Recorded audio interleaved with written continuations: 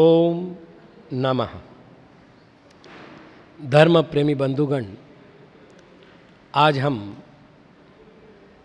आचार्य परंपरा में आचार्य श्री का स्थान इस विषय पर कुछ विचार मंथन करते हैं।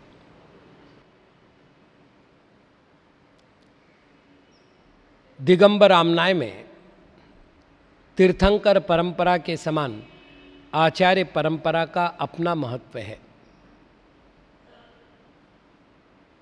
यहाँ तक कि तीर्थंकर के साक्षात समो शरण में भी आचार्य का अपना महत्व है। तीर्थंकर भगवान किसी को दीक्षा नहीं देते। तीर्थंकर की साक्षी में गणधर परमेष्ठी दीक्षा लेते, जिनको हम गणधर कह रहे हैं, वस्तुतः वे ही आचार्य हैं। और वे गणधर परमेष्ठी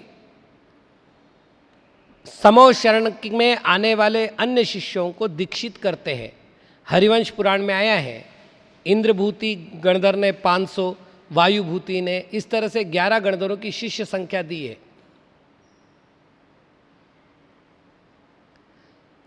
तो दीक्षित करने का कार्य तीर्थंकर के समो शरण में साक्षात तीर्थंकर के विद्यमान होते हुए भी आचार्य परमेष्ठी करते हैं। केवल ज्ञान के द्वारा तीर्थंकर भगवान ने जो कुछ जाना, उसको उन्होंने अपने दिव्य ध्वनि के द्वारा प्रकट किया। उस दिव्य ध्वनि को ग्रंथित करने का काम, गुंथित करने का काम और आगे उसको विकसित करने का काम गणधर भगवान ने किया है, आचार्यों ने किया है। इसलिए साक्षात तीर्थंकर हो या तीर्थंकर के अभाव का काल हो, इन दोनों कालों में धर्म रक्षण का जो कार्य आचार्यों के द्वारा संपन्न होता है, ये अतिशय महत्व का कार्य है। भगवान महावीर के बाद 3 अनुबद्ध केवली हुए। पहले को निर्वाण होगा और ठीक उसी दिन दूसरे को केवल ज्ञान होगा। ये श्रृंखला चलती रहेगी, इसे कहते अनुबद्ध केवली। जैसे भगवान महावीर का निर्वाण हुआ प्रातःकाल और सायंकाल में गौतम गणधर को केवल ज्ञान हुआ, ये अनुबद्ध केवली की परंपरा हुई। अनुबद्ध केवलियों के बाद श्रुत केवली हुए। श्रुत केवली शुद्ध रूप से आचार्य होते हैं। केवली तो उनका विशेषण है, क्योंकि केवल ज्ञान के समान वे संपूर्ण वस्तुओं को जानते हैं।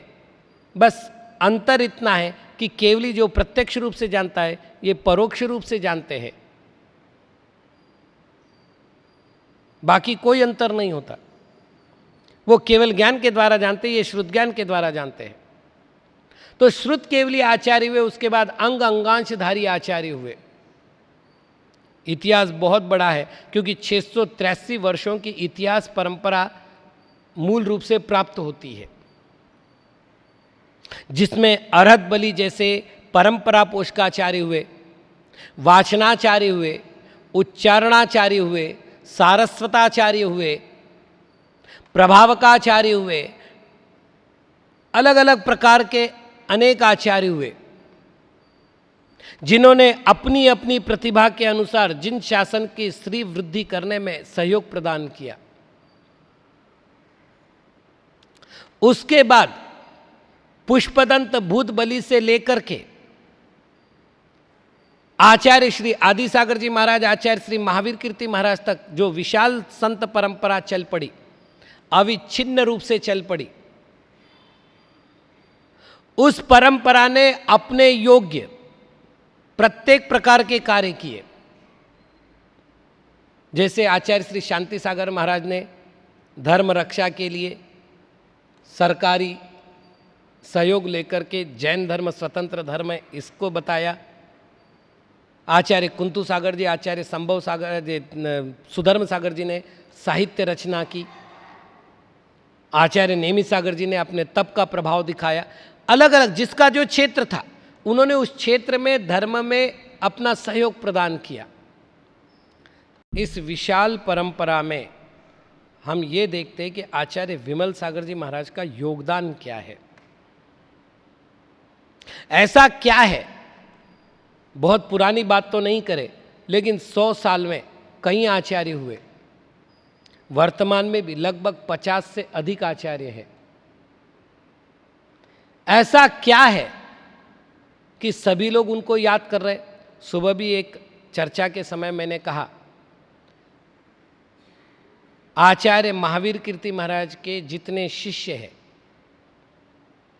और प्रशिष्य है, मतलब शिष्यों के शिष्य, अब तो प्रशिष्यों के भी शिष्य हैं। ये जो पूरी विशाल वटवृक्ष परंपरा है, इनमें एक कॉमन बात है कि वो सभी की सभी विमल सागर महाराज को अपना आराध्य गुरु मानते हैं। जैसे आचार्य विमल सागर महाराज के शिष्य आचार्य सन्मति सागर जी महाराज, सन्मति सागर महाराज का शिष्य मैं, तो मैं प्रशिष्य हो गया। अब मेरे भी शिष्य है, अब इससे आगे बोलूं तो मेरे शिष्यों के भी शिष्य हैं। और ये सारे की सारे उनको आराध्य रूप में स्वीकार कर रहे हैं। तो ऐसी क्या बात है, प्राय करके समाधि के बाद वर्ष 2 वर्ष 5 वर्ष उनकी समाधि का कार्यक्रम वगैरह जो मनाए जाते होते, उसके बाद धीरे धीरे धीरे धीरे एक उत्साह कम सा होता जाता है, एक सामान्य। लेकिन आज भी उनका जन्म दिवस समाधि दिवस मनाने के लिए प्रत्येक संघ लालायित है। क्या दिया उनको हटा करके, क्या आचार्य परंपरा की चर्चा हो सकती है? यह बड़ा विशेष चर्चा का विषय हो सकता है। सामान्य रूप से हम इतनी चर्चा करें कि आचार्य श्री मूल रूप से गण पोषकाचार्य थे। गण कहते हैं चतुर्विध संघ को। गण शब्द के 3 अर्थ किए जा सकते हैं साधु संघों की अपेक्षा। एक व्यक्तिगत अपेक्षा की जाए तो सम्यक दर्शन, सम्यक ज्ञान, सम्यक चारित्र और सम्यक तप, इनका अपने में विकास करने का मतलब इन चारों के समुदाय को गण कहते हैं। आचार्य श्री ने इनका अपने में बहुत सा विकास किया, इसलिए वो गण पोषक हुए। दूसरा, यति मुनि ऋषि अनगार। शास्त्रीय नियमानुसार वर्तमान में न यति है, न ऋषि है, न मुनि है, क्योंकि मुनि कहते हैं 12वें गुणस्थानवर्ती को, ऋषि कहते हैं रिद्धि धारकों को, और यति कहते हैं श्रेणी आरोहण करने वालों को। ये 3 वर्तमान में उपलब्ध नहीं होते, इसलिए अनगार। तो इस संघ की मतलब इस गण की चर्चा ना करें तो भी चल जाएगा काल के हिसाब से।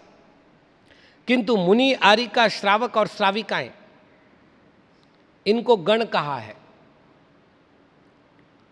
और इन गण को पोषण करने का कार्य आचार्य श्री ने किया, इसलिए उनको गण पोषकाचार्य कहना सहज संभव है।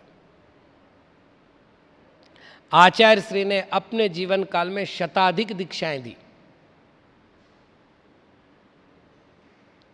उन दीक्षित साधुओं को मोक्ष मार्ग में सुस्थिर करने के लिए उनकी पात्रता के अनुसार किन्हीं के ज्ञान के विकास के निमित्त बने, किन्हीं के चारित्र के विकास के निमित्त बने, किन्हीं के तप के विकास के निमित्त बने। चारों गुण एक साथ रहेंगे, लेकिन किसी एक में विशेष वृद्धि होगी। चारित्र होगा तो दर्शन ज्ञान तो रहेगा ही, साधु होंगे तो दर्शन ज्ञान के साथ तप भी होगा ही, लेकिन चारित्र में विशेष विकास किया। तो जिसकी जैसी पात्रता रही, उन्होंने उसको वैसा पोषण किया। यह केवल स्वसंग के विषय में नहीं किया, पर संघों में भी उनकी वही धाक रही। प्राय करके एक प्रसिद्ध आचार्य दूसरे आचार्य के साथ वर्षायोग करे, ऐसे उदाहरण कम मिलते हैं, क्योंकि समाज भी उतनी हिम्मत नहीं करता। वैसे सहज निमित्त नहीं मिलते। लेकिन आचार्य श्री विमल सागर जी महाराज ने होकर के, मतलब निमित्त बना करके, अपने गुरु के साथ 52 गजा में चातुर्मास किया वो तो ठीक है, उसके अतिरिक्त आचार्य देशभूषण महाराज के साथ भी उन्होंने 2 चातुर्मास किए।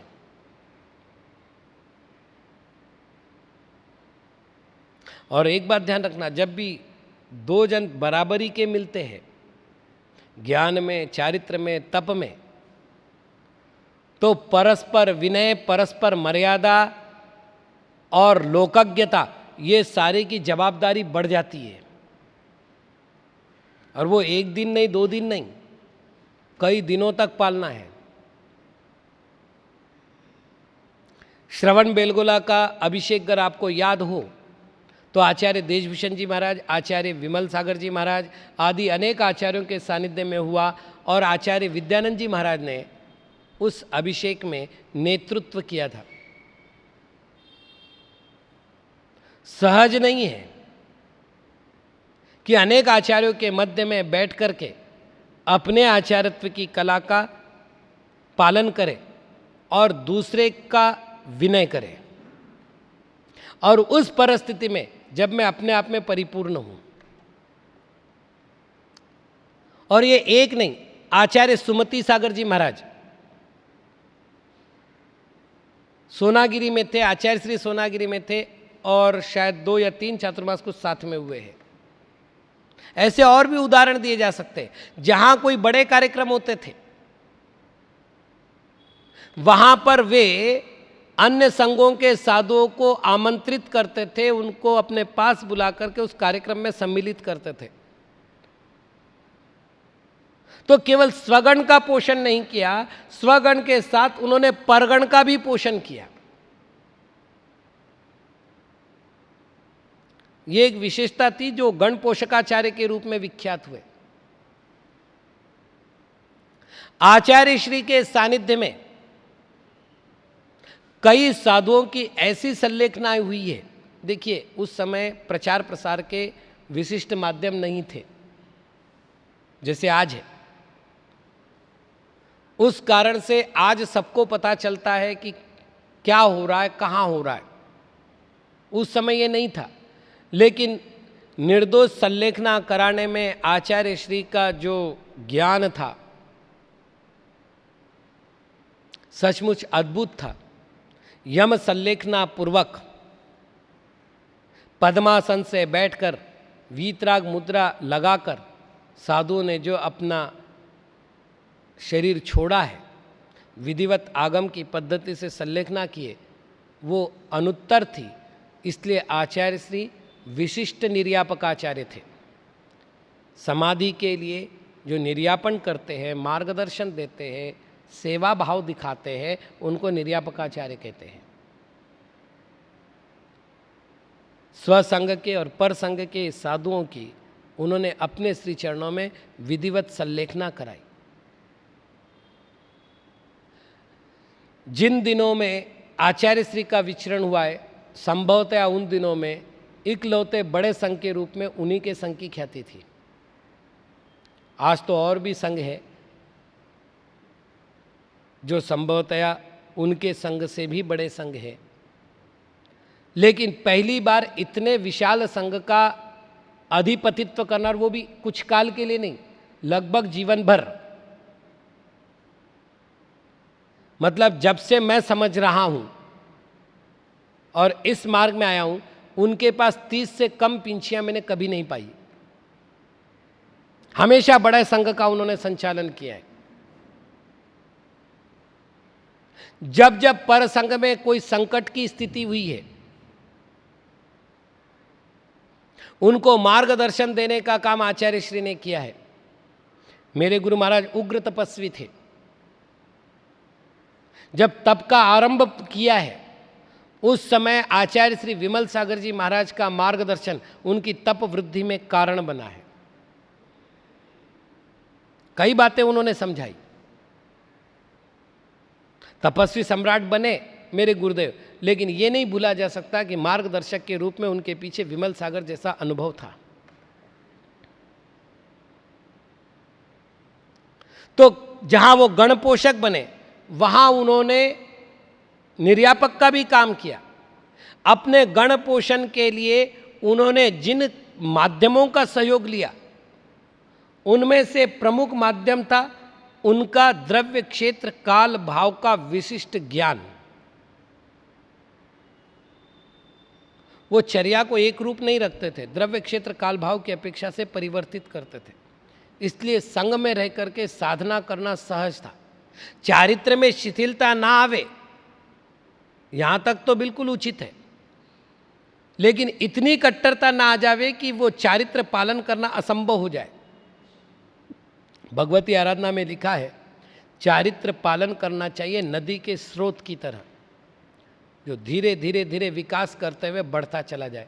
आचार्य महाराज का उपदेश था कि साधुओं को वर्धमान चारित्र का पालन करना चाहिए, और यदि वर्धमान चारित्र का पालन करने में असमर्थता हो तो कम से कम अवस्थित चारित्र आना चाहिए। अनवस्थित चारित्र, हीयमान चारित्र साधु की साधना का बाधक है।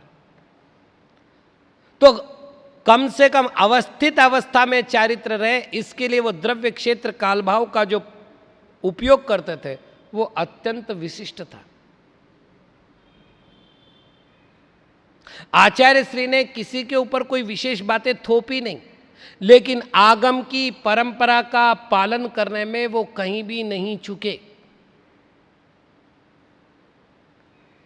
आज हम अगर देखते हैं तो आमनाय के नाम पर जितने विवाद आ रहे हैं, आचार्य श्री के काल में भी विवाद थे, लेकिन आचार्य श्री ने कभी उसको उभरने नहीं दिया। जहां की मान्यता है उसमें हेरफार नहीं किया, लेकिन अपने संघ की परंपरा को उन्होंने यथावत आगम की मर्यादा में रखा। आगम में एक परंपरा पाई जाती है पूजन संबंधित, जिसे मूलाचार में भी कहा है स्रक चंदनादि, और स्रक शब्द का अर्थ होता है माला। पहले भी फूल मालाओं की अच्छी परंपरा रही है, उसके ऊपर तो गीत आदि भी है, लेकिन मध्यवर्ती काल में वो परंपरा लुप्त हो रही थी। आचार्य श्री ने उस परंपरा को जीवित रखा। बीच में एक विषय चला, साधु अभिषेक देखे कि ना देखे। आचार्य श्री ने कहा आगम की मर्यादा है कि साधु को अभिषेक देखते हुए 5 भक्तियों का पाठ करना चाहिए, इसलिए बिना अभिषेक देखे साधु आहार ना करें। और उन्होंने इस परंपरा को जीवन भर पालन किया। जंगल में भी रहे तो संघ के चैत्यालय में अभिषेक होता था और पूरे ठाठ से होता था। वो गांव में रहे या जंगल में रहे, अभिषेक की विधि में कभी कोई अंतर नहीं आया।